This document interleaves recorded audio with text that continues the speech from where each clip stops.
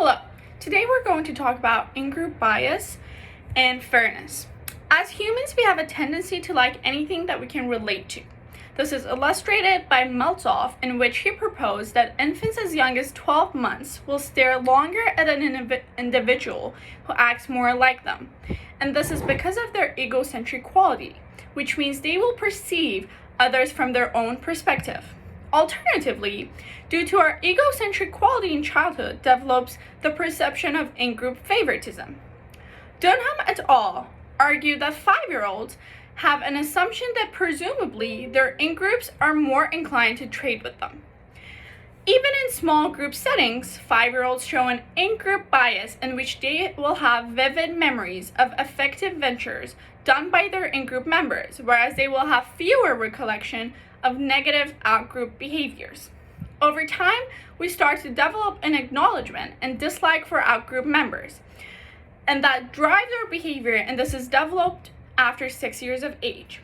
Baltman and Boehm, who did research in 6 and 8-year-olds, concluded that both age groups display a clear in-group bias. Although this notion in 6-year-olds is more focused on keeping the bad away, but rather at 8 years of age, they are driven by their hate for the outgroup to aim the bad towards the outgroup. In regards to gender differences, Dunham revealed higher in-group biases within girls, whereas Baltman and Boehm reported higher outgroup hate exhibited by boys. In conclusion, in-group bias is presented at all ages, while outgroup discrimination develops after 6 years of age and gets status conscious later in childhood. These results inspired me to further research this concept of in-group bias in regards to fairness within children. Sloan et al. Performed research on 19 and 21-month-old infants, in which he revealed that 19-month-olds expected an impartial distribution of resources between two individuals, and 21-month-olds expected the same as 19-month-olds, with an additional recognition that both individuals had done their chores before equally being rewarded. Although, Sloan et al. Considers that an awareness for moral measures does not evolve until preschool years, but within the first 2 years of childhood, we acquire a sense related to fairness. As humans, we all have a concern about fairness, and maintaining it within our society. We try our best to avoid unfair resource allocations. To test this assumption, McAuliffe and Dunham evaluated 6 and 8-year-olds on a third-party judgment call. They observed that children were more likely to look past an unfair behavior from an in-group member. Additionally, 6-year-olds were more prone to executing an unfair behavior that was directed toward their in-group. Furthermore, through an inequity game conducted by McAuliffe and Dunham, they argued that both ages are likely to decline offers in which they will receive less, but only 8-year-olds were prone to rejecting an offer in which they received more than the outgroup member. Jordan et al. Further elaborated on this issue and declares that by age 7 and 8, children's implementation of fairness is strong enough that they will be susceptible to giving up goods to generate equality.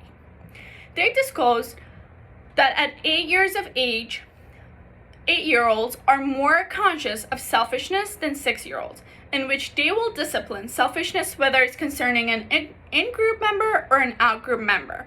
Meanwhile, 6-year-olds' decision is rather altered by the membership of the individual. On this basis, they conclude that favoritism is lessened between 6 and 8 years of age, and it's aimed at an unprejudiced perspective that they recognize selfishness is unacceptable no matter who it hurts. These results intrigued me to design my own research in order to further assess this case. My research question is, does in-group bias influence fairness within kids?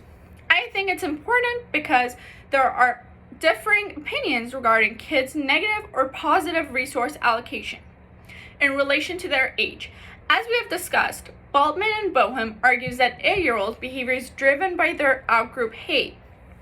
Within my research, I hypothesized that 8-year-olds will be more likely to reject an unfair reward, while 5-year-olds will allocate the reward toward their own group due to higher level of in-group favoritism. My experiment will be done on 4 and 8-year-olds. Each age will be examined separately. 2 groups of 5-year-olds, each consisting of 10 kids, group blue and yellow, and 2 groups of 8-year-olds, each consisting of 10 kids, group blue and yellow. Although within each group, there is a control kid in which the kid is told what to do by the experimenter in private. After getting parent consent, the kids will be randomly assigned to a minimal group, either group blue or group yellow.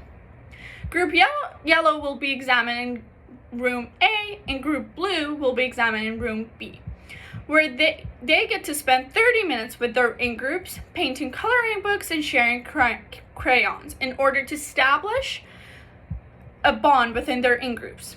After 30 minutes, the control kid in each group is chosen by the instructor to leave and help the teacher arranging the chairs in room C.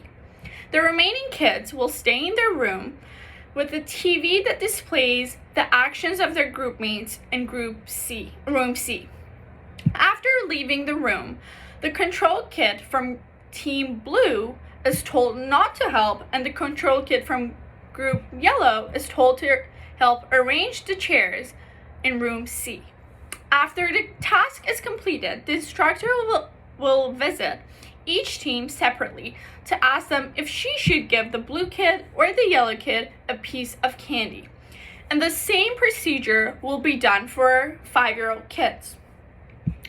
According to Jordan et al., 8-year-olds are more concerned about selfishness and are more likely to punish someone who has been unfair, whether an individual is part of the in-group or an out-group.